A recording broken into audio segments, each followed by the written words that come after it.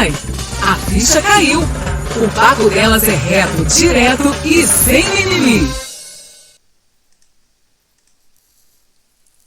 Olá, sejam todas bem-vindas e bem-vindos ao Ai, a Ficha Caiu, Ciência Delas. Como você já sabe, esse é um podcast que tem mulheres falando de ciência sob uma perspectiva feminina.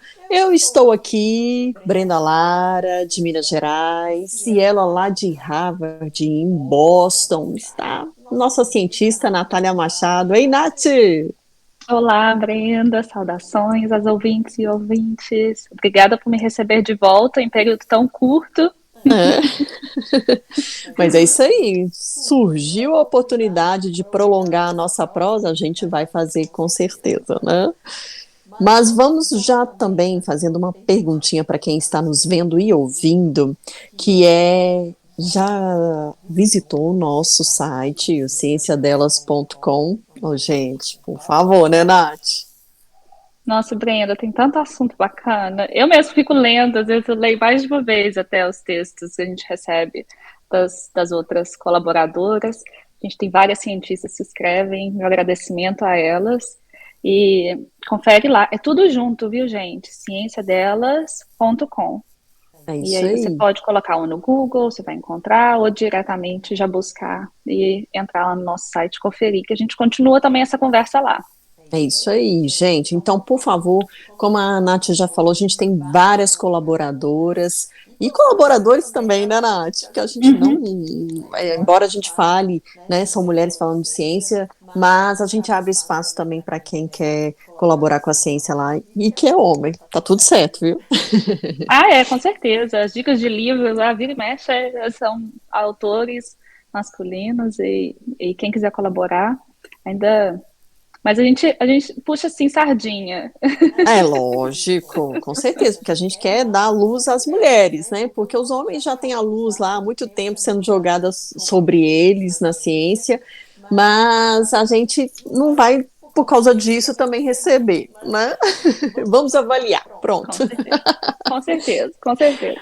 Ô, Nath, então vamos voltar para o nosso assunto da semana passada, porque a gente falou sobre alimentação saudável e a regulação do nosso metabolismo, né?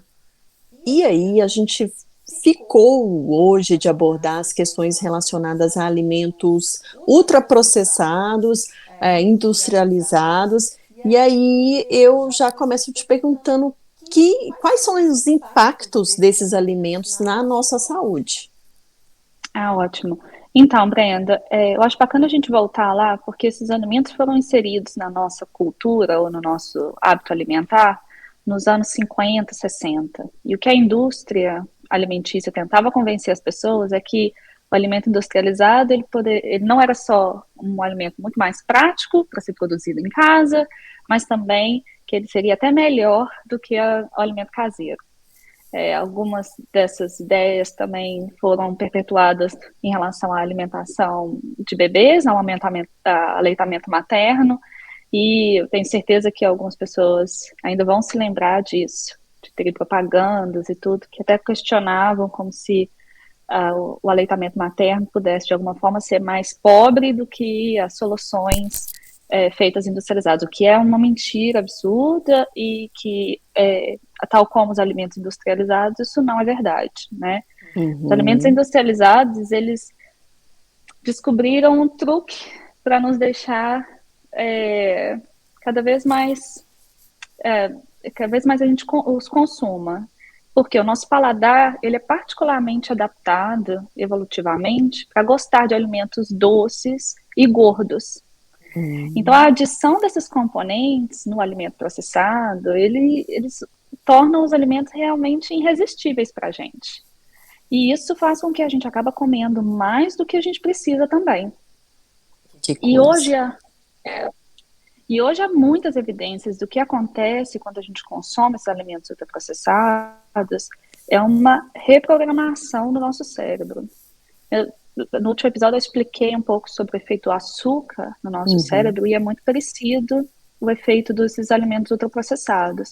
Eles ativam centros cerebrais que nos fazem sentir prazer com aquele alimento e bem possível, alguns especialistas discutem que é possível que a gente até se torne viciado a esses alimentos.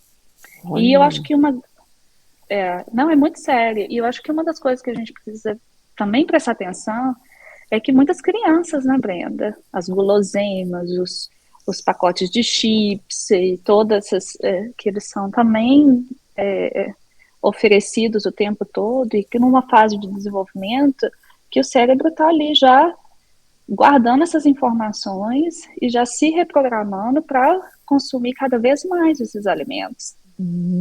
Olha só, gente, isso é muito sério mesmo. Ou seja, o nosso cérebro aprende rapidinho que a gente deve gostar dos produtos gordurosos e doces, como você está falando aí, porque dá essa sensação de prazer, né? E a gente cada vez mais está tendo acesso muito fácil a esses alimentos industrializados e ultraprocessados, né? A gente tem que pensar que evolutivamente nós não fomos, nós não estamos adaptados a uma oferta tão grande de alimento, de caloria, de gordura, de açúcar. E, na verdade, na pré-história, ou mesmo já quando a gente passou pela revolução da agricultura, quando a gente começou a produzir o nosso próprio alimento dentro de fazendas ou mini espaços onde a gente produzia o próprio alimento, a gente nunca teve tanta abundância de alimento. E o nosso cérebro não está preparado para isso. Então, isso é um grande problema, e eu acho que a gente vê isso como um efeito grande na sociedade, que é o aumento da obesidade, inclusive infantil. Então, se você olhar uma linha em relação ao que acontece quando a entrada dos alimentos ultraprocessados e o aumento da obesidade, a gente vai ver uma correlação linear e que corresponde realmente a que ambos a entrada do alimento ultraprocessado e o aumento do consumo com o aumento da obesidade. Um outro problema sério dos processados, dos ultraprocessados, é que eles são super pobres em nutrientes, não têm fibras, ou praticamente não têm fibras, e porque esses produtos são geralmente perdidos durante o processamento, e além disso, muitos são alimentos chamados reconstruídos, que eles usam formulações industriais que usam, às vezes, uma percentagem mínima de um alimento real, tipo leite. Leite eu vejo bastante, então leite que parece, a gente vê na prateleira do supermercado, muito barato, quando você vai ver, eles chamam leite reconstruído, não tem nada de leite ali dentro. É uma solução, é uma formulação industrial que leva um pouquinho de leite e o resto é só essa fórmula industrial que a gente às vezes não sabe nem direito o que tem lá. Ou seja, Lembra? só para a gente consumir mais, então, para vender, seria Para isso. vender, não tem produto, Oxi. não tem alimento ali dentro. Então é só uma solução industrial barata, sem nenhum componente nutritivo ali dentro. Então é muito sério. Então, E como é que a gente fica sabendo, nós consumidores conseguimos ler isso na embalagem, saber que, tipo, eu vou levar esse ao invés desse por causa do que está ali na sim, embalagem, Nath? sim. Quando você for comprar, por exemplo, leite, o que você vai olhar é se tem, na verdade, ali dentro leite, ou se tá, a listagem é muito bacana se a gente puder entrar eventualmente na como fazer uma leitura de rótulo nutricional. De repente eu faço um texto lá para o site e Boa, coloco como boa, ler por rótulo favor, nutricional, porque eu acho que aqui por no, favor. no bate-papo é um pouco mais, fica Difícil, muito né, para a gente teórico. explicar, é. Mas eu vou pedir, acho que eu vou pedir alguém até que mexa com essa parte, mais até aprofundado, e a gente coloca lá como ler, fazer a leitura de rótulo nutricional. E, e porque a gente tem, por exemplo, o componente número 1 de leite tem que ser leite. Se for qualquer outra coisa que tem Hum, mais dentro do frasco do que leite, já não é o produto em si, tem alguma outra substância ali ou formulação que está substituindo aquele alimento. Né? Se tiver muito nome que você nunca ouviu falar, provavelmente não é o alimento em si. nossa. Não, e você foi direto ao assunto e ao ponto que é a questão do leite para criança mesmo, né? Porque nós, igual eu sou mãe, você quer, às vezes, compra um leite em pó, uma coisa assim, ou até uma fórmula mesmo, quando a mãe não tem leite suficiente para poder amamentar o filho, e então a gente tem que ficar muito atenta sobre isso, né? Ou seja, É, até procurar empresas mais sérias que a gente já conhece no mercado, poderia sim, minimizar a situação. essa é uma alternativa, mas é sempre bom ler o rótulo nutricional. E quando eu estou falando da formulação infantil, eu estou falando aquela. São duas coisas separadas aqui. Uma é formulação para bebê, né, para mamadeira, Aham, digamos sim. assim, né?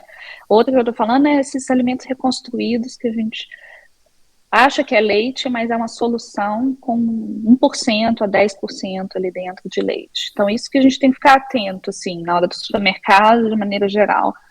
E, e a gente lembrar que o produto in natura, minimamente processado, ele tem ali o valor nutricional. Então, a gente, quando está substituindo esses alimentos in natura por alimentos, por fórmulas, a gente está perdendo toda a vantagem nutricional que eles têm. Uhum. E, e falando um pouco sobre os malefícios, né, sobre dos alimentos ultraprocessados, se a gente parar a pensar, por exemplo, não existe na natureza um peixe que contém a concentração de gordura que tem um nugget de frango. Isso sem nem falar de todos os aditivos que vão ali dentro, Entendi. né? Então, a verdade é que esses alimentos superprocessados, ultraprocessados, eles não fazem comer mais açúcar e as gorduras que não são benéficas, e a gente está levando a população a obesidade, diabetes, síndrome metabólica. E eu acho que uma da coisa, assim, Brenda, que, igual você está falando, né? Como que a gente, como população, como indivíduo, se protege? Eu acho que uma coisa que a gente tem que ter em mente é que o resultado de tudo isso não pode ser um problema individual. Isso tudo que acontece não é um problema individual, muito menos a obesidade é uma fraqueza de algum indivíduo. Sim. Né? A gente é bombardeado com essas opções de alimentos e elas não deixam doente, elas são baratas e estão em todos os lugares hoje. Então, o que a gente tem que advogar muito seriamente para que todo mundo tenha acesso a uma alimentação de qualidade e que tenha Hum. regulamentação e que a gente possa ter confiança do que a gente está sendo oferecido, não que você tenha, porque senão a vida fica insuportável, né? Sim, e a gente fica sem opção mesmo, é o que você está falando aí, né? É bem sério. Mas assim, há diferenças entre comida processada, produtos industrializados e ultraprocessados, ou eles estão no mesmo conjunto assim da cadeia? Então, eu tenho um site que eu gosto muito, que eu recomendo para todo mundo que quiser cozinhar em casa, receita, você conhece a Rita Lobo, Sim, né? adoro ela. Então, ela tem um site que chama Panelinha. E Não sabia. Tá com vendo? muita receita bacana, muito texto Panelinha. bacana, chama Panelinha. Muito bom. E ela diz que tem gente que toma refrigerante e come pão sem glúten e acredita ter uma alimentação balanceada. Outros que se gabam de não usar na cozinha nenhum produto industrializado, mas se a gente compra arroz e feijão, já está consumindo um produto que é industrializado. Então, eu quis contar isso como uma anedota, assim, que eu achei bem bacana para a gente entrar nesse assunto, né? Então, vamos Aham. explicar aqui de uma vez por todas a confusão, para quem quiser entender ainda mais do que eu vou falar aqui. Eu acho que tem um conteúdo muito bacana disponível no Brasil que chama o Guia Alimentar para a População Brasileira. Ele é coordenado pelo Oh. professor Carlos Monteiro, da USP. É um material revolucionário, vale muito a pena, e se você quiser entender mais sobre isso, você pode consultar lá. Mas vamos lá, com essa pergunta, né? No Google, como é que é? Repete aí para nós então. É Vou só jogar repetir. lá. Guia Alimentar para a População Brasileira. Boa, É coordenado pelo professor Carlos Monteiro, da USP. ótimo. Boa Vale dica, muito a Nath. pena. Inclusive, é, as categorias aqui dos alimentos, eu tirei desse material. Então, alimento in natura ou minimamente processado, a gente já sabe, são os alimentos que a gente obtém diretamente de plantas, animais, e que não sofrem nenhuma alteração após deixar a natureza. Já os minimamente processados passam por algum processo de limpeza, fermentação, pasteurização, congelamento e outros similares, mas sem adição de sal, açúcar, óleos, gorduras e outras substâncias. Então, só para dar alguns exemplos aqui, a gente tem legumes, verduras, frutas, batata, mandioca, arroz, vão entrar dentro dessa categoria, né? Minimamente processados ou in natura. E a gente tem ainda os alimentos que são, minimamente processados, in natura, os alimentos processados. São os alimentos fabricados na indústria com adição de sal, açúcar e outras substâncias de uso culinário a alimentos. Eles são adicionados a alimentos in natura. Então, eles vão, por exemplo, tornar o alimento mais palatável, algo que agrade mais o paladar. São versões de alimentos originais, tá? Então, por exemplo, alimentos preservados em salmoura, em solução de sal, tipo palmito, os... Tomar água de palmito faz mal?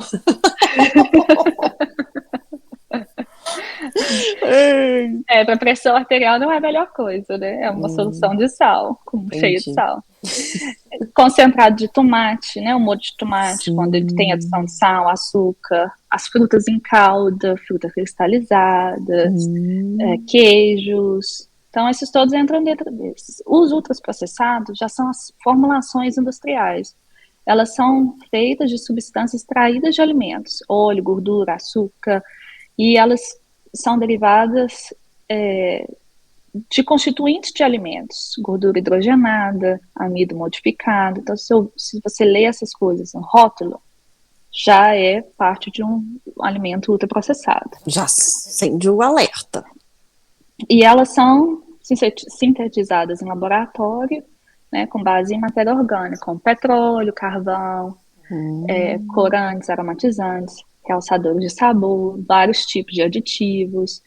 Então, isso tudo faz com que, para tornar o alimento mais atraente, né, ou para ativar alguma resposta sensorial que a gente goste, que nos faça voltar também a comer aquele alimento. Então, quais são? Biscoito, sorvete, bala, guloseima, cereais açucarados, aquele preparação de bolo, mistura para bolo, né? Sim. Barra de cereal, as sopas, aquelas sopinhas prontas, que já vem só botar água, né? Macarrão e temperos instantâneos. Então, as bebidas energéticas, refrigerante.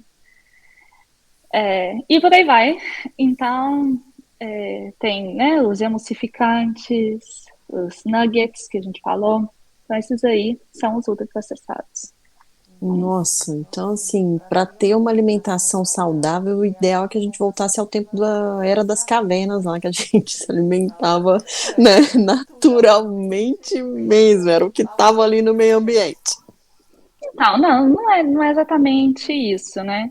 A gente buscar o alimento de verdade e não utilizar, por exemplo, ao invés de comprar uma caixinha de nugget pro almoço, tem certeza que encontra alguma opção fresca ou mais fresca, como de frango, ou uma carne moída, ou uma outra opção de proteica. Então, são essas trocas que a gente tem que fazer. Ou aprender a fazer, né, Nath? Aposto que o site da Rita Lobo deve ensinar também como é que faz um nugget mais natural, né? Não sei, mas talvez você encontre alguma receita. Mas é justamente por a gente não usar os aditivos que acaba que a gente não consegue reproduzir o que a indústria faz. Vou dar um exemplo aqui. Sabe aquelas batatas de McDonald's? Sim. Né, que vem naquele buquê, assim, de... Então, aquela é um tipo de batata específica que o McDonald's compra, que ela tem um tamanho específico e ela é toda processada industrialmente de uma certa forma que a gente não consegue reproduzir em casa. Nossa, eu nem vou falar isso daqui, não, porque depois vai, né, mas eu já ouvi histórias, assim, dessa batata que explica um pouco por que você tá falando que a gente não consegue fazer ela em casa de jeito nenhum. Então, assim, é coisa de indústria mesmo, né?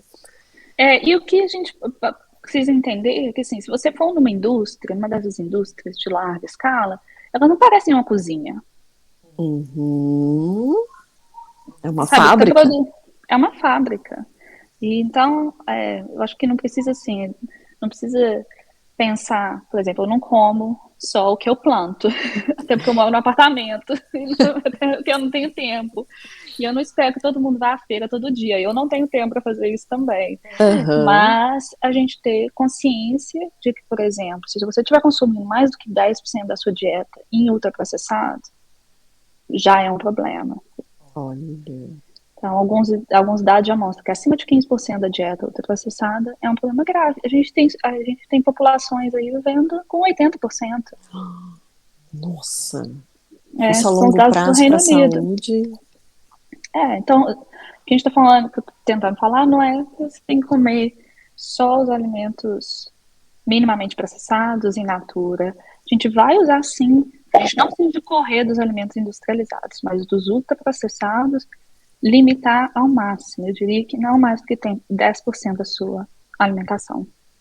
Entendi, boa. E aí você tocou num assunto muito interessante, que é sobre essa questão de tempo, né? Porque o nosso modo de vida hoje, muita correria, nos impede, inclusive, da gente, daquele tempo antigo, até pouco tempo a gente tinha esse tempo para poder cozinhar em casa, né?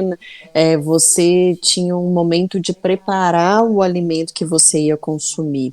E hoje, nessa correria louca que a gente está, acaba que é mais fácil recorrer a alimentos industrializados. O ideal, se for possível, se a gente conseguir, seria mesmo que nós fizéssemos a nossa refeição diária. Seria isso? Com certeza.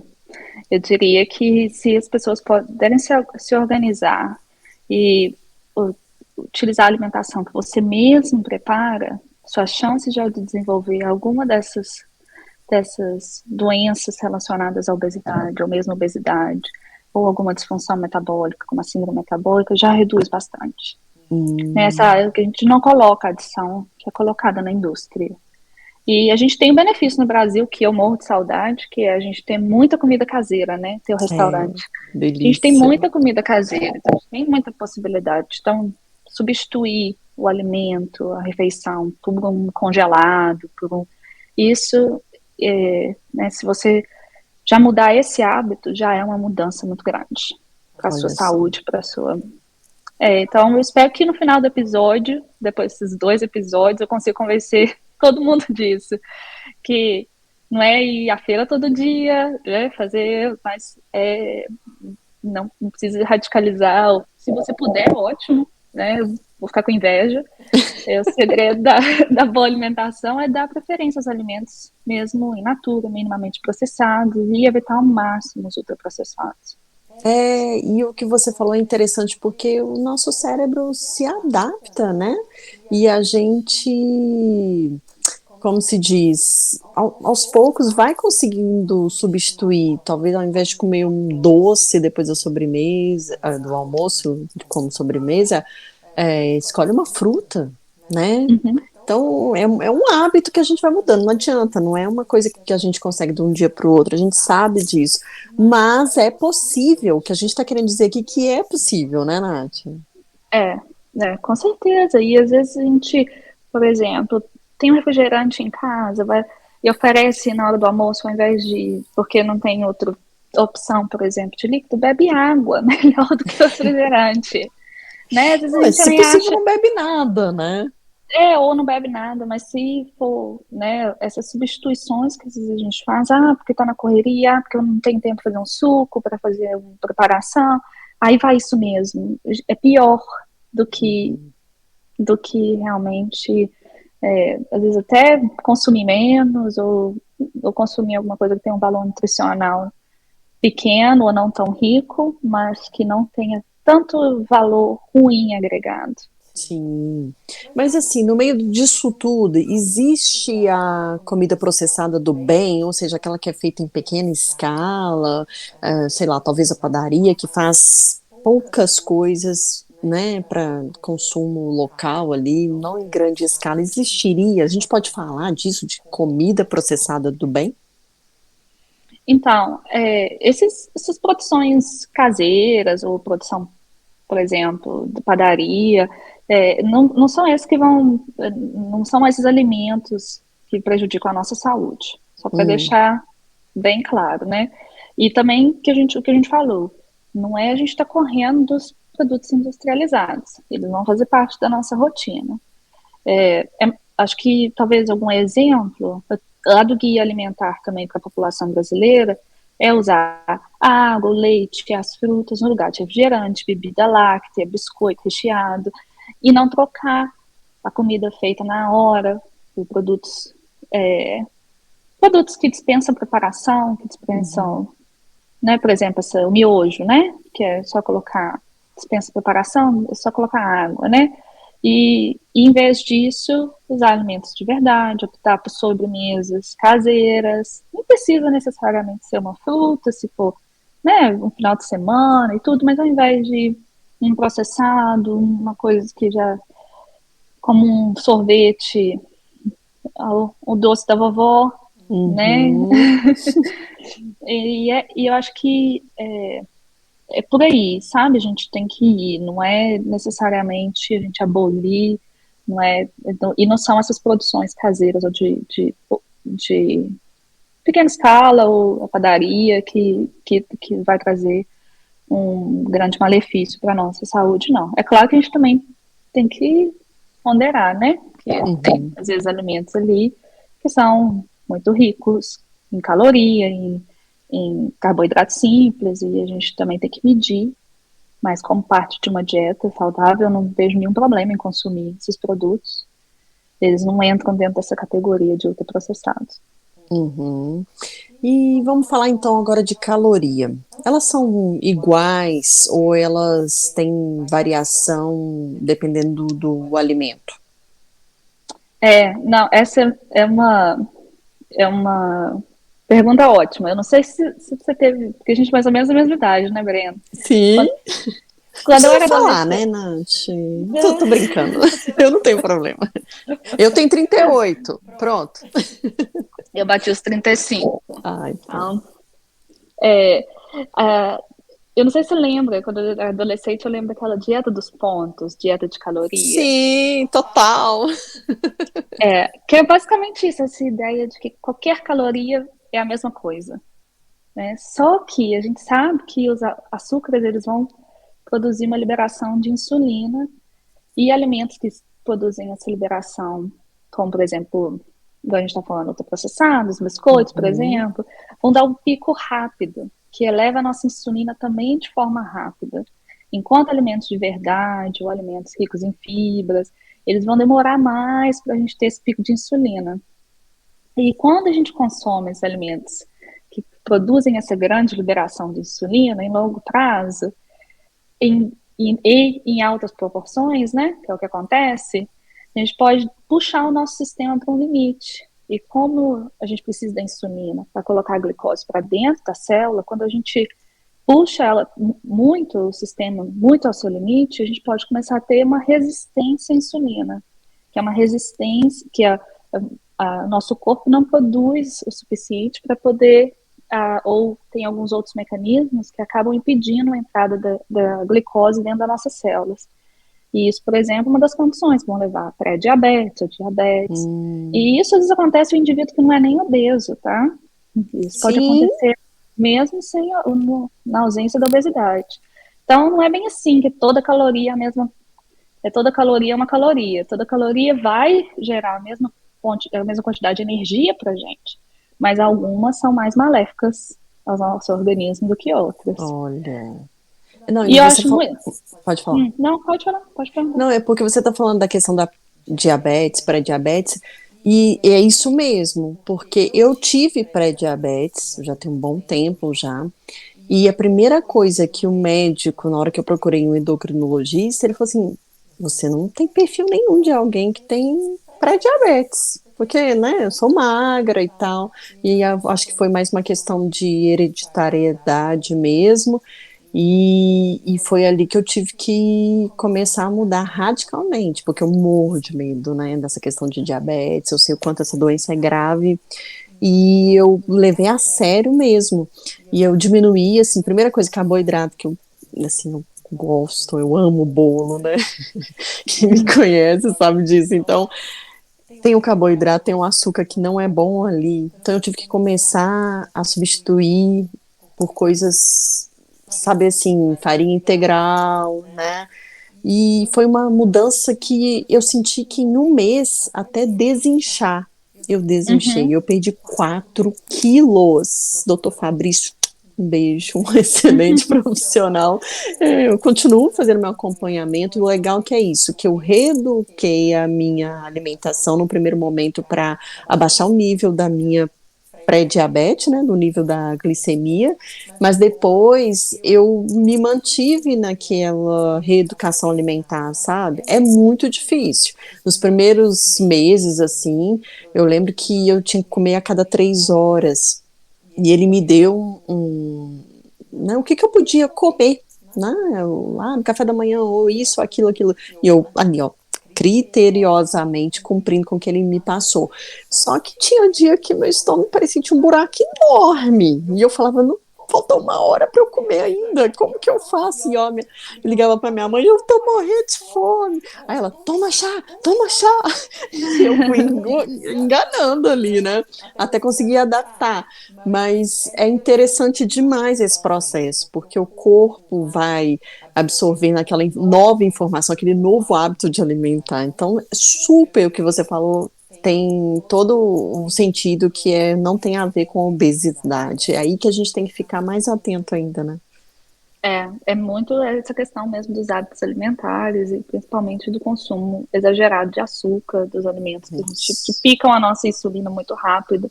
Sabe um outro aspecto interessante? Acho ótimo você falar sobre reeducação alimentar, porque muita gente também acha que fazer dieta e pronto.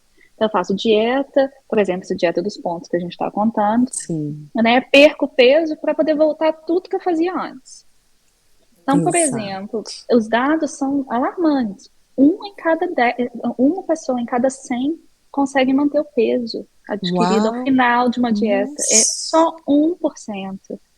Isso porque o nosso cérebro também não evoluiu para aceitar esses períodos de fome, sabe? E Sim, ele vai compensar. E isso pode até gerar uma compulsão alimentar. O nosso cérebro entende que a gente perdeu peso e que isso é uma emergência. Ele reage fazendo de tudo para você repor. ceder àquela tentação e Uhum. alimentar com alimentos às vezes até mais calórico.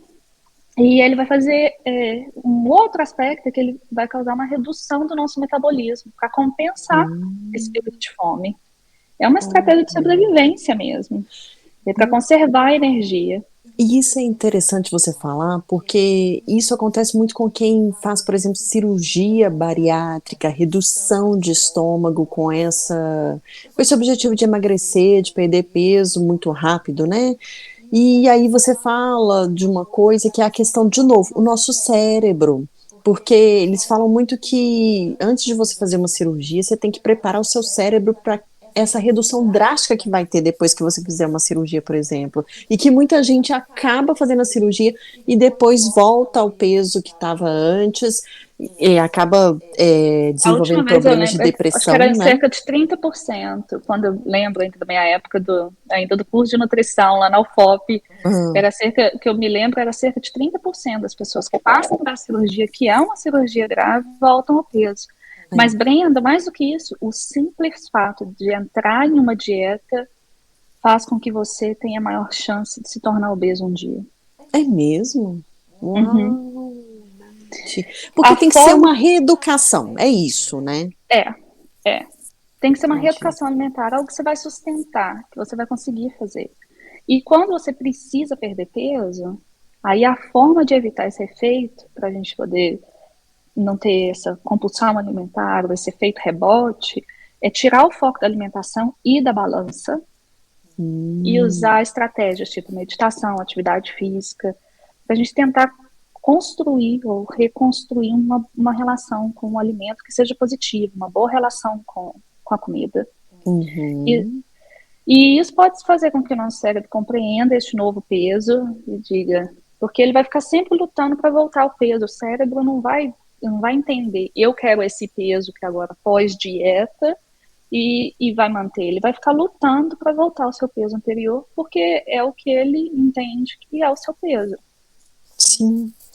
E uma outra coisa também que eu quero falar aqui, que é a questão do açúcar. Eu tenho a impressão de que realmente, você já falou aí, mas eu já imaginava que ele é viciante, né? Eu vou até além, sabe, Nath? Eu tenho uma prima minha, a Paula Lara, um beijo, ela fala uma coisa, ela falou assim, nossa, você tá indo bem, você tá ali se reeducando, procurando alimentar mais saudavelmente, e aí você abre uma exceção e come um doce. É como se estivesse abrindo a porta do inferno. Aí você começa, né, querer comer todos os doces que vem, e você começa a pensar em doce, e aquele descontrole, né? E parece que muita gente relata a mesma situação, né? É isso, o açúcar vicia. Como a gente falou no outro episódio, libera esse neurotransmissor, a dopamina, que nos faz sentir bem. E quanto mais a gente consome, a maior a tendência de a gente precisar de mais e mais. Além disso, após uma dieta muito restritiva, tem o problema desse efeito rebote que a gente estava conversando. E pode acontecer uma superalimentação, sim. Essa é uma grande preocupação, por exemplo, dos profissionais quando indicam alguma dieta restritiva, porque tem que ter uma preocupação muito grave. Se ao final daquele período mais restritivo, isso não vai desencadear uma superalimentação, um aumento do consumo, e que, diante de algumas circunstâncias, pode até levar a um peso maior do que a pessoa estava antes do início do processo restritivo.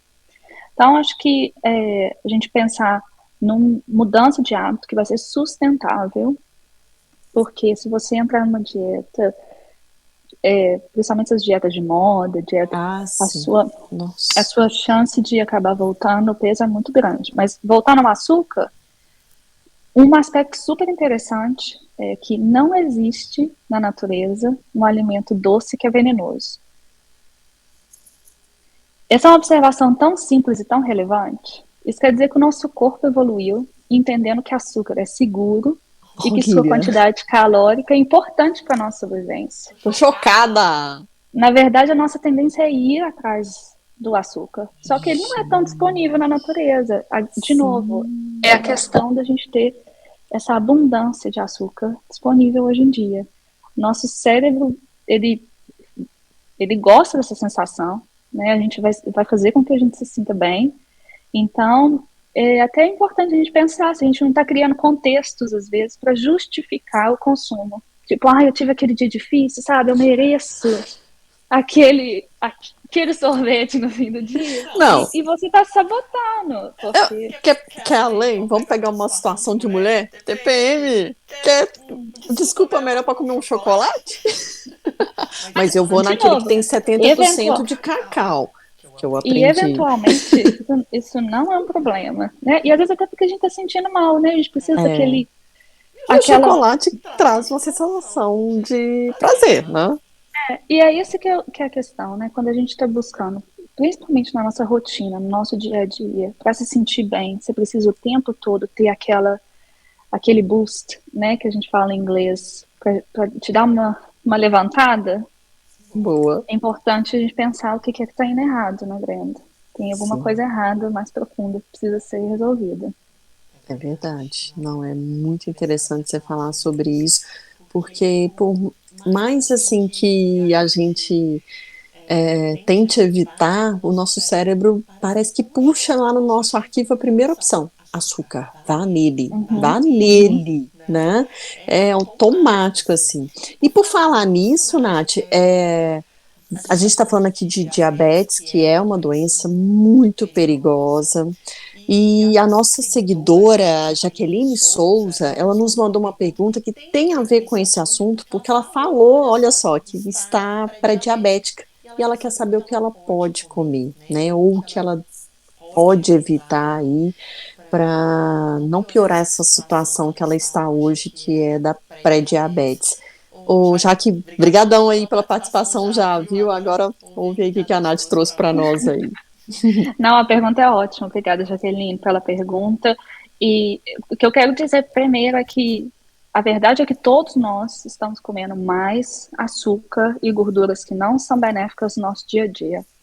Né? Então, infelizmente, é um problema da nossa modernidade, a gente precisa estar atento a isso. Então, veja só que interessante, a gente falando sobre diabetes, a diabetes tipo 2, ela era chamada no início de diabetes de início na fase adulta, porque acontecia só em adultos. Mas com o passar do tempo, como ela começou a ter mais casos em crianças, a gente passou a chamar de diabetes do tipo 2. Então, o que eu quero dizer com isso é que diabetes, infelizmente, é um problema crescente na nossa sociedade. E isso não é uma questão individual da Jaqueline ou de outras pessoas, né? É uma questão realmente que a gente tem que ver até como uma questão coletiva. Então, a gente já sabe que a diabetes ocorre quando o nível de açúcar no sangue é muito alto, porque é o pâncreas, né, que produz insulina, ele não produz o suficiente, e o corpo também tem dificuldade para utilizar essa insulina, às vezes, e para colocar a glicose para dentro das células.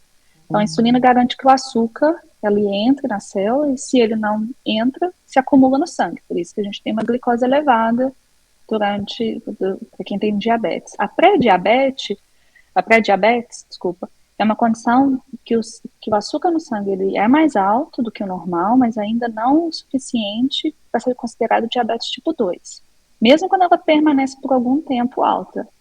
Então, mas o problema é que os danos que a diabetes pode causar ao nosso corpo, ele já começa nesse estágio pré-diabético. Então, principalmente as complicações associadas aos vasos sanguíneos, coração, rins. Então, é realmente importante fazer já uma mudança no estilo de vida e mudanças de hábito para poder adequar, né?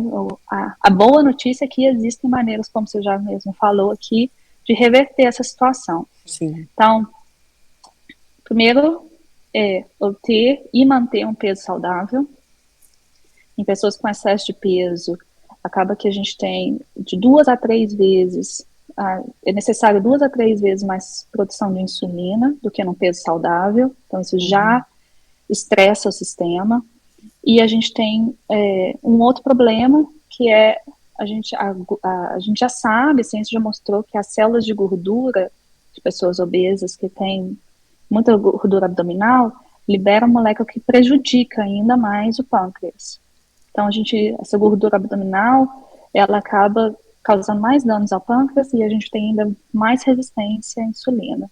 Então, uma alimentação saudável, rica em vegetais, frutas e grãos integrais, é super importante para ajustar o peso e também para ajudar no controle da glicemia. E que eu acho que o melhor é considerar que a Jaqueline ou quem estiver passando por essa situação considere conversar com um nutricionista ou nutrólogo, um profissional que vai te ajudar. O que a gente sabe também é que para melhorar os resultados é fazer atividade física, pelo menos 1h30 de atividade física aeróbica moderada por semana, né? Então isso a gente sabe que os músculos eles ajudam a absorver e queimar o açúcar sem insulina. Então ele tira um pouco a pressão sobre o pâncreas e isso vai colaborar para que você volte a ter os níveis de glicose, de açúcar no sangue normais a longo prazo. É importantíssimo reverter o quadro quanto antes. É um alerta que você tem ali, né? Nossa, eu fiquei assustadíssima quando aconteceu comigo e saúde é uma coisa que eu prezo muito, muito mesmo. Então eu fui radical. Eu peguei aquele plano alimentar e coloquei em prática e assim, a gente às vezes tem a sensação de que um plano alimentar vai nos custar muito dinheiro, né? Que você vai ter que comprar castanha vinda lá da Índia, não sei o que lá das quantas. E não, esse doutor Fabrício Vilela, que é o meu endócrino, ele passou um plano alimentar para mim que é super acessível, sabe? E eu fiquei assim, nossa, como que a gente fica, primeiro, alimentando esses mitos, né? Que, sei lá, alguém fala e você acha. Então, quer dizer, dá para ter um plano alimentar saudável e que a gente consiga ser acessível a ele, né? Que a gente chegue a ele.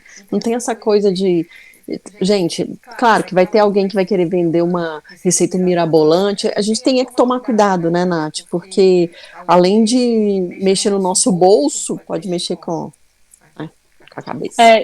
Quando eu ainda atendia em clínica, é muito interessante, assim, tem uma cultura ao redor da alimentação, de, por exemplo, as pessoas esperam você também receitar suplementos ou alguma coisa muito extraordinária, e às vezes até a gente acaba enaltecendo os profissionais que fazem isso, e às vezes a gente nem tem comprovação de que esses aditivos aí, eles realmente são benéficos. Então, não é uma receita toda complicada na sua alimentação, que significa que você está fazendo uma alimentação super balanceada e uma alimentação super saudável.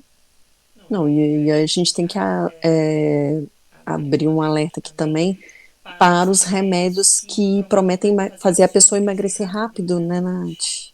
Nossa, esse é um outro problema seríssimo. Dava um episódio, né? É muito sério, muito sério. Pois é. Então, gente, essa receitinha de moda, a gente sabe, nós mulheres principalmente que ficamos aí nessa luta para manter o peso em dia, a gente às vezes vai, uma amiga foi e o médico dela, o profissional, sei lá quem, às vezes nem é, né? E falou que era para, passou um remédio e ela ficou bem, aí você vai lá na onda e toma. Não façam isso, é muito perigoso, né? Mal, a gente pode falar muito sobre população de apetite, esses inibidores de apetite no episódio inteiro, é muito sério. E a pergunta que você deve fazer é, você vai manter isso? Por quanto tempo você planeja tomar essa medicação? Porque quando você parar de tomar, sua bengala foi embora. E como é que você vai seguir sem ela? Então, isso melhor serve para a dieta que você está falando. Por exemplo, quem vai conseguir comer 20 ovos por dia, 5 anos, gente? Eu não consigo entender isso. Exatamente. Não, exatamente. Qualquer proposta que te fizerem, a pergunta é: você vai conseguir sustentar isso? Você vai manter isso? Você quer manter isso também? Né? Se medicar, por exemplo. Né? Eu não estou nem falando dos efeitos maléficos dos efeitos colaterais e etc. Só para a gente se questionar antes de entrar ali impulsivamente numa dessas dietas. Sim. Ou numa receita que a amiga ou a vizinha ou alguém te indicou. Não existe milagre, existe esforço. Né? E é difícil, a gente precisa reverter. Brenda, é muito difícil mesmo, assim, uma vez que igual a gente está conversando, assim, as pessoas precisam ver que não é uma fraqueza também, quando você tem uma dificuldade, a gente foi bombardeado por esse tipo de alimento, por uma cultura onde a gente consome e tem todos esses gatilhos, né, por exemplo, um dia ruim, eu posso isso, ou eu vou aqui, eu vou lá no cinema e tem a pipoca, o refrigerante, eu como a batata frita nem vou falar o nome, né, mas do fast food, e aí vem com um copo enorme de refrigerante, que é cheio de açúcar, e é bem salgadinha para fazer você beber ainda mais refrigerante, e por aí vai. Então, a gente precisa entender. Círculo, né? E às vezes a gente começou lá cedo, vê, gente, as crianças. Exatamente. E é o que a gente está falando, o cérebro, eu estava até lendo para esse bate-papo, pesquisando algumas coisas, ele sempre vai procurar esse prazer momentâneo, né? E a gente, principalmente nós brasileiros, nós temos essa cultura de comemorar tudo, ou quando está ruim, com comida. Nossa, é o que você falou. Tive um dia ruim. Nossa, hoje eu vou comer uma pizza porque eu amo pizza e ela vai me levantar. Eu passei no vestibular. Vamos comemorar. Comida. E aí a gente não vai lá para um restaurante comer um alface. A gente vai querer a gordurinha, o alimento doce, né? Enfim. E eu acho que isso é uma questão interessante, assim, quando ela é eventual e quando ela é numa ocasião extraordinária é uma coisa, o problema é que a gente está fazendo isso cada vez mais dentro da nossa rotina e mais frequentemente. Esse é o problema. Né? Não é mais aquela ocasião especial que a gente tinha, né? Uma vez no mês, meu pai pedia pizza, era o O evento. Era o evento do mês, né? Agora a gente come no quase que todo, né? Dia sim, dia não, e por aí vai. Ou seja, a nossa tendência é meter a cara em alimentos açucarados e gordurosos, como você já falou aqui, né? Uhum. Ó, comer fast food, você já falou, a gente já entendeu que não faz bem, mas vamos ser bem pragmáticas. Com frequência, se eu comer fast food, eu vou reduzir quanto tempo de vida? Não sei fazer esse cálculo, me desculpa. Mas eu quero que vocês lembrem do que a gente está conversando. Ó. A base do fast food é a comida ultraprocessada. Então, é rica em conservante, em aditivo, sal, açúcar, gordura, ou seja, uma dieta, e além de tudo, hipercalórica. É. Né? Então, que contribui para o ganho de peso. Então, considerando esses fatores e resultados de estudos observacionais, a gente pode dizer que provavelmente pessoas que consomem fast food com regularidade e consomem mais de 15% da dieta em alimentos ultraprocessados terão problemas de saúde e poderão viver menos. Quem quiser ver, tem um documentário que saiu na BBC News, foi por agora, e é apresentado pelo Dr. Chris Van Tulleken. Ele recomenda, eu recomendo demais, muito bacana, como se fosse um pequeno documentário. Chama UK Doctor Switch to 80% Ultra-Processed Food Diet for 30 Days. Então ele vai 30 dias... Não, peraí, traduz aí, né? Então eu vou falar. Não tô gastando meu inglês, viu? Porque não tem versão em português. Ah, então tá, desculpa. Eu não, mas fala como é que a gente acha mais fácil isso. Então, ele fez 30 dias de uma dieta com base em 80% em comida ultraprocessada. Ele ganhou. Eu falei o nome porque vocês saberem de onde que eu tirei essa informação, tá? Mas, ó, pra você ter uma ideia, ele mudou, então, a dieta dele, 80%, consumindo 80% da dieta ultraprocessada. Ele ganhou 6 quilos, ele não era sobrepeso, ele passou a ser sobrepeso, teve um aumento dos hormônios que causam sensação de fome. Então, além de tudo, ele sentia mais fome mesmo. Então, para poder... Ele não só começou a alimentar mal pelos ultraprocessados, mas o consumo dele fazia com que ele tivesse mais sensação de fome, ou seja, consumisse ainda mais os ultraprocessados, alterou o sono, o processo gastrointestinal de digestão dele, e ainda apresentou modificações sérias da atividade cerebral, mostrando atividade neural em áreas que são ativadas por drogas que causam vício, que é o que a gente está conversando aqui. Então, quem quiser assistir, é bem curtinho, é bem interessante. Gente. Uma outra questão que eu acho bacana a gente levantar sobre a questão dos fast foods é que tem o outro lado também, não só que eles fazem mal para o nosso organismo, como também tem um alto custo para o nosso meio ambiente. Produzir esses alimentos super padronizados. No último episódio eu falei sobre o Michael Pollan, que é um grande pensador e também investigador dos hábitos alimentares modernos, e ele descreve, por exemplo, o segredo da batatinha do fast food, que é o uso de muito agrotóxico para produzir a batata ideal, que tem um tamanho ideal, e que vai gerar a aparência perfeita, exato, sem nenhuma, que não é verdade, né? Quando a gente vai lá na feira, a gente sabe que tem aquelas pontinhos marrons da batata de verdade, então a batata do fast food não tem, e aí ela ser servida naquele buquê bem chamativo, né? Então tem um custo muito alto também para o nosso meio ambiente, essas produções. E como se não fosse ruim bastante, né? Ela estimula, como a gente está conversando, ainda o consumo de outros alimentos, igual patinho cheio de sal, que estimula a tomar mais refrigerante. Sim, não, e é interessante porque exatamente isso. Eu já ouvi falar que quando eles produzem, recolhem lá, fazem a colheita da batata, ela vai para um galpão e jogam lá esses produtos e lá fica fechado durante um tempo que ninguém pode ir lá. Já me falaram isso. Eu não sei sobre o processo dentro da indústria, mas a utilização do agrotóxico, então, para o nosso meio ambiente, enfim.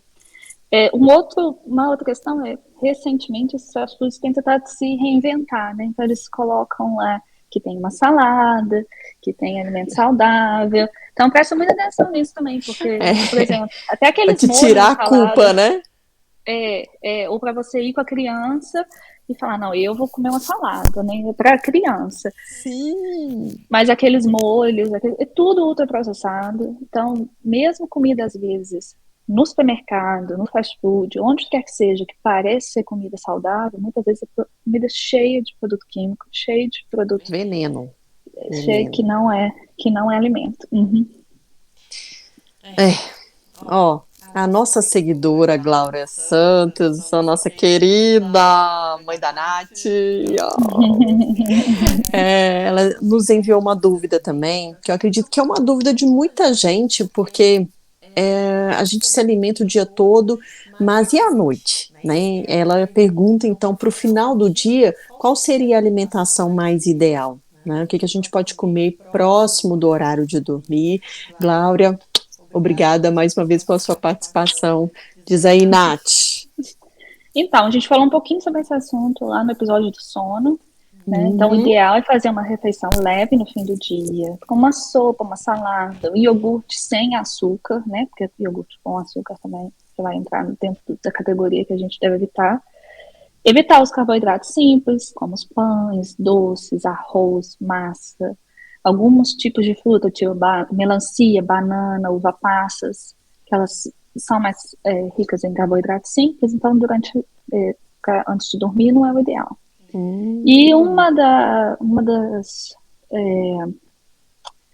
hoje tem bastante evidência que a restrição, na verdade, do horário de alimentação para 12 horas, então, por exemplo, 8 horas da manhã, 8 da noite, não alimentar depois, por exemplo, das 8 da noite, tem um grande benefício para a gente manter o nosso peso corporal, para controlar o nosso peso corporal.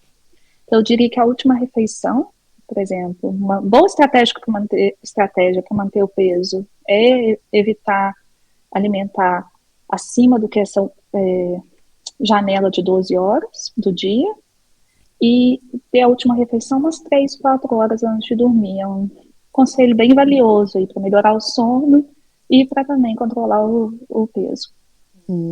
Olha, essa dica é top demais, né? Então, quer dizer, a gente pode se alimentar, porque tem muita gente que acha assim, não vou comer. Claro, a gente falou no episódio do sono para evitar esses alimentos gordurosos. Você não vai comer um churrasco para dormir, né? Que vai custar fazer digestão, enfim, vai interferir no seu sono, assim como a cafeína, a gente falou lá no episódio do sono. Mas dá para comer, respeitando esse intervalo que você está falando, né? E já é uma estratégia que tem mostrado bastante sucesso para as pessoas conseguirem manter o peso corporal. Eu queria Boa. deixar aqui também uma Ah, reflexão por fim. A uhum. gente tem visto no Brasil, bem como em outras regiões do mundo, uma nova crise de fome. Este é o outro lado da nossa sociedade que é marcada, né, pela superalimentação, como a gente conversou aqui nesses 2 episódios, e pela obesidade. Eu acho que é preciso que todo mundo pense muito sobre que a alimentação de qualidade deve ser um direito básico de todo indivíduo e a gente deve agir para tal. Então, eu queria deixar aí um pensamento final, porque a gente falou bastante aqui sobre essa superalimentação, mas eu acho que são os dois lados, né, da insegurança alimentar que muitas pessoas estão,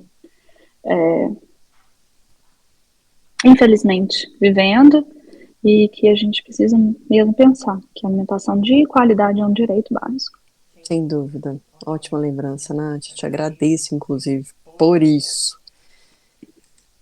Ó, e agora, né, a gente vai para aquele momento que é o do hall da ciência. Nath, fala aí, vai, apresenta quem que é a mulher cientista que a gente vai jogar luz sobre ela neste episódio. Vamos lá. Então, a gente vai falar hoje sobre a Jennifer Doudna. Ela é vencedora do Nobel de Química de 2020. Ela é bioquímica americana, que fez um trabalho pioneiro na edição de genes, essa técnica chamada de CRISPR, e ela fez realmente contribuições fundamentais para a bioquímica e genética. A Doudna, ela cresceu no Havaí, Ela obteve o doutorado aqui na Harvard Medical School, em 1989. Eu vou deixar para a Brenda falar um pouco mais da história dela, porque ela é que traz aí essas mulheres maravilhosas para a gente, a história dessas mulheres, mas só para dizer um pouco sobre essa mulher. Em 2012, ela, junto com a Emmanuelle Charpentier, elas foram as pioneiras aí no desenvolvimento da técnica de CRISPR, que usa enzimas de bactérias que controlam a imunidade dessas bactérias para ser usada na edição programável de genomas. Isso foi uma das descobertas mais significativas na história da biologia. Desde então, a Doudna tem sido uma figura de liderança no que é conhecido como Revolução CRISPR. Ela tem um trabalho fundamental de liderança nesse movimento e de desenvolvimento de edição do genoma, que é mediada por essa técnica. É uma técnica revolucionária que realmente, provavelmente, vai trazer muitos benefícios para a gente daqui para frente, soluções para doenças, problemas que a gente ainda não consegue resolver. Olha só, pois é, como a Nath falou, a Jennifer Doudna, ela é conhecida como a mãe da edição genética, né? Desde a infância, ela já se interessava pela natureza, principalmente por causa da paisagem que ela descobriu aí no Havaí, né? Vulcões, florestas tropicais, exuberantes, praias, enfim. Ela não tinha parentes cientistas e os pais eram acadêmicos da área de humanas, mas eles incentivaram ela, né, a seguir esse interesse na ciência, que é muito importante, a gente fala muito disso aqui, né, Nath, dos pais que notarem, principalmente nas mulheres, essa aptidão, essa vontade, essa inclinação para a ciência, para incentivar ela a seguir esse sonho. E ela lia muito sobre ciências, visitava museus, bibliotecas, ficava estudando as minhocas e cogumelos no laboratório de um professor que era amigo da família, né, durante a infância e a adolescência dela. E com o tempo ela passou, então, a participar de vários seminários e a mostrar esse talento dela na ciência, tanto para aprender quanto para ensinar em química dos sistemas biológicos. Então, você vê que isso já estava incipiente lá, desde muito nova, a Doudna já queria estar onde ela está hoje. Então, por isso a gente dá um salve a Jennifer Doudna. É isso aí. Ó, esse foi mais um podcast Ciência Delas, neste episódio Dieta para o Corpo e a Mente. Nós falamos aí sobre alimentação saudável, regulação do nosso metabolismo e temos comentários do Instagram sobre o nosso último episódio, que foi o Vacina e Saúde Pública, com a nossa convidada, a doutora em Ciências Farmacêuticas, Ana Lia Mazetti. Fala aí, Nath, quem é que está mandando para nós comentários? Pois é, Brenda. Eu acho que no último episódio nós falamos um pouco, né, das pessoas que mandaram os comentários, e a gente agradecer muito para todos vocês que mandam algum feedback pra gente, que conta pra gente o que vocês acharam. Eu vi que a gente teve a Maria das Graças Quintão, que falou no episódio que foi muito bom. A gente teve também a Maiara Carvalho, né? Ela disse que a doutora Ana Lia, parabéns pelo trabalho incrível, e realmente a Ana Lia é incrível. Espero que quando a gente precisar de voltar a algum assunto aqui, que seja dentro do guarda-chuva, do conhecimento dela, a gente possa contar com ela novamente. Com certeza. Ô, gente, eu só esqueci de mostrar a Jennifer Doudna aí, ó, para vocês verem quem que é. Ah, que porque chique. A gente vai conversando. Agora a gente pode mostrar. Agora a gente já consegue, tá vendo? Aos poucos, né? A gente vai trazendo essas tecnologias, a gente está aprimorando, mas Com o tempo a gente chega lá, então paciência. E aí, voltando só um pouquinho à questão dos comentários, né? Porque a gente teve outros comentários também desse episódio, sabe? A nossa seguidora Samantha Félix também, ela falou sobre a Ana. Ana, sempre sendo muito didática e sábia nas palavras. Excelente podcast. Samantha com certeza deve conhecer a Ana, né? Falou só a verdade, porque eu mal conheço, eu sei que ela é sua amiga, mas Ana nossa, demais, eu também fiquei muito fã dela. A Carlota D'Angelo também escreveu para gente. Parabéns, Brenda Lara, pelas pesquisas, pelo conhecimento e aprendizado através da sua comunicação maravilhosa sempre. Olha só, muito obrigada. Um beijo a todas vocês, né? Fica aí o Ai, a Ficha Caiu, Ciência Delas aberto para que vocês possam comentar bastante, enfim, trazer assuntos que vocês ou já ouviram falar, têm dificuldade de entender, o que interessa, por favor. As portas estão abertas. Muito obrigada para todos que nos escutem e passem adiante, né, Brenda? Recomendem. Com certeza. A gente, no próximo episódio, já posso anunciar? A gente vai falar sobre... Vamos lá. Da última vez eu já dei spoiler, né? Eu já falei. Foi, não se aguenta. Mas repete, né? Então, vamos lá. Então, no próximo episódio, nós vamos falar sobre o relógio biológico. Gente, vou te falar que isso aí veio lá do episódio do sono, né, Nath? A gente começou a dar umas pipocadas nesse assunto e ali a Nath falou, olha, é mais complexo do que isso, mas como surgiu esse assunto, eu vou só dar uma pincelada e depois a gente vai fazer um episódio só sobre relógio biológico. Então, ele tá aí, vai ser em março, né, gente? Como eu expliquei na primeira parte do episódio da dieta para o corpo e mente, se você não ouviu, já vai lá, clica no nosso canal, Ai, a Ficha Caiu, e assiste a primeira parte deste episódio.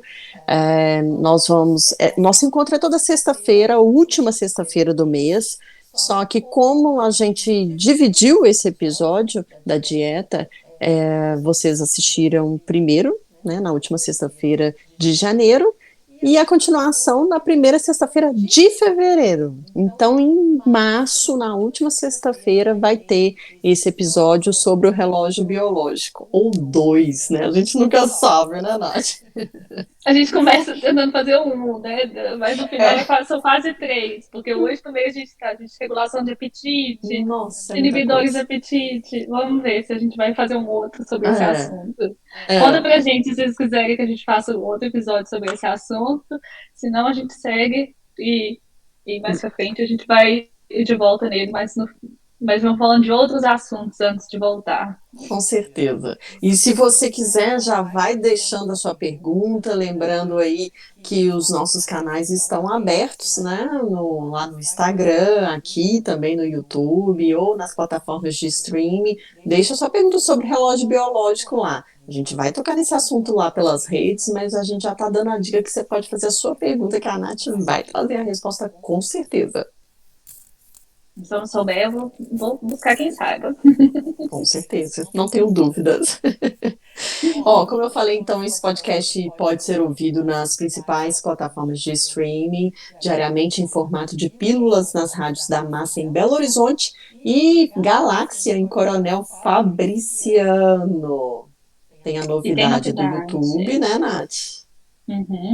Você também pode assistir essa entrevista no canal Uai, a Ficha Caiu no YouTube. E já aproveita, curte, comenta e se inscreva no canal. E ativa o sininho, que agora a gente é dessas, né? Porque quando chegar novidade, você já recebe aí para poder ficar ligadinho no que a gente está fazendo aqui. E cienciadelas.com, Nath, não vamos esquecer de novo. Sim, você pode encontrar a gente ou no site, ou no Instagram, no Uai, a Ficha Caiu, ou no YouTube. Então não tem desculpa. Isso aí. todo mundo lá fortalecendo essa rede, aumentando, espalhando para todo mundo. Vamos embora junto nesse trem aí.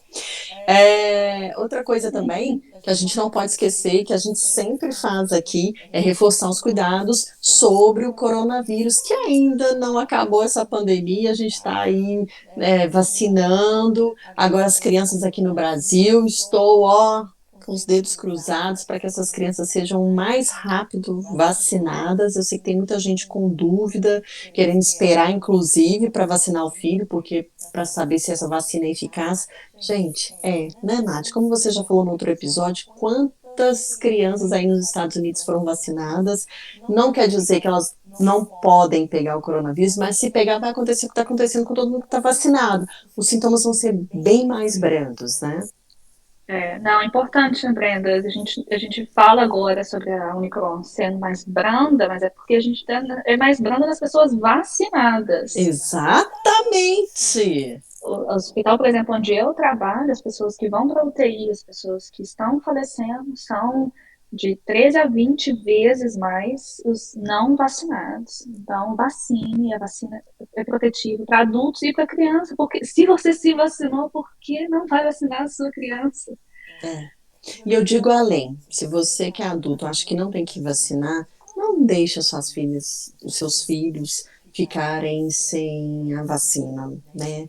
Deixa eles se protegerem, né? Eles não têm noção, eles não têm responsabilidade sobre a própria vida, são vocês os pais, então permita que seus filhos se vacinem, sabe? E A gente essa já falou onda, isso né, aqui. Brenda? Essa variante ou essa nova cepa, as pessoas têm chamado de forma diferente por conta de tanta transformação que o vírus sofreu. A gente tem visto cada vez mais o número de crianças sendo infectadas e um número maior de crianças Verdade. hospitalizadas. Então, não dá para comparar com as outras variantes com essa. Sim. Eu acho um absurdo a gente até mesmo os números do que aconteceu no ano passado não necessariamente vão refletir o que vai acontecer daqui para frente com as crianças. Vacine as crianças. E continuem a lavar as mãos, manter o distanciamento, usar a máscara, cobrir nariz e boca, né? Não só, né? Máscara. Eu quero falar sobre isso. Resolve. Tem gente que duvida que usar máscara não resolve. Eu passei por uma situação prática, entende? Eu estive com uma pessoa e nós dois, as duas pessoas, nós estávamos o tempo todo de máscara, não nos tocamos, usando ali o álcool em gel, etc. Essa pessoa acabou pegando coronavírus, e aí, lógico, responsável que ela me ligou e falou, olha, eu peguei coronavírus, você vai precisar fazer o teste. E eu já fiquei, ai, será? Não é possível, a gente, né, todos os protocolos e tal. Fiz o exame e tô negativa, não deu o positivo lá para coronavírus. E aí eu falei, gente, ainda tem gente que duvida dos cuidados. Porque se a gente estivesse sem máscara, se a gente tivesse se tocado, provavelmente eu estava infectada. Então, sou prova viva disso. Nossa, eu já vi vários exemplos desses. Por exemplo, de duas pessoas usando máscara, que mesmo por um período prolongado, às vezes, no mesmo ambiente, ou conversando entre os dois, e conferir proteção. Mas, para além dessas questões anedóticas, a gente sabe, por exemplo, nos hospitais. Sim. Que seguraram a onda muito dos profissionais. Né? É importante a gente utilizar uma máscara boa também. Não e só corretamente, não é nem aqui, nem aqui, é aqui, ó. Se for o caso, a gente faz um tutorial, assim, ó. Um vídeo, por mais que já tenha, mas parece que a gente está precisando reforçar isso, né? Brenda, 2 anos já. Não, mas no início eu entendi. isso agora parece que não aprenderam ainda. Felizmente, então, mantenha os cuidados. Né? A gente não sabe a longo prazo. Eu vejo muita gente falando sobre, por exemplo, a gente ainda não sabe os efeitos colaterais, os efeitos, não colaterais, de longo prazo da infecção. Então, a gente tem, por exemplo, Covid longa. Então, não é só questão de quantas pessoas estão morrendo, mas efeitos que a gente pode ter, que a gente vai ter que lidar por um período longo da nossa vida, senão pro resto da vida. Nossa. Então, pensem bem, protejam e a gente espera passar por isso. E espero que não venha uma nova variante, né? Vamos fazer a nossa parte, que aí fica mais fácil da gente controlar, né? Cada um fazendo a sua, vai contribuir para o todo, com certeza. E é isso, gente. Qualquer coisa, pode chamar a gente em todas as redes que a gente já falou, mande sugestões. E Nath, aqui de Minas Gerais, eu te mando aquele beijo, te agradeço mais uma vez por essa participação maravilhosa sua, que agregou muito pra gente aqui. Tem muita gente saindo com a pulga atrás da orelha. Tomara. Eu daqui agradeço a oportunidade, então mando um beijo enorme para todos, saudações aqui de Boston, de Harvard, e até a próxima. Até a próxima, hein? Relógio biológico em março. Já vai aí reservando a sua pergunta para mandar pra gente. Beijo, Nath. Beijo, tchau, tchau. Tchau, tchau.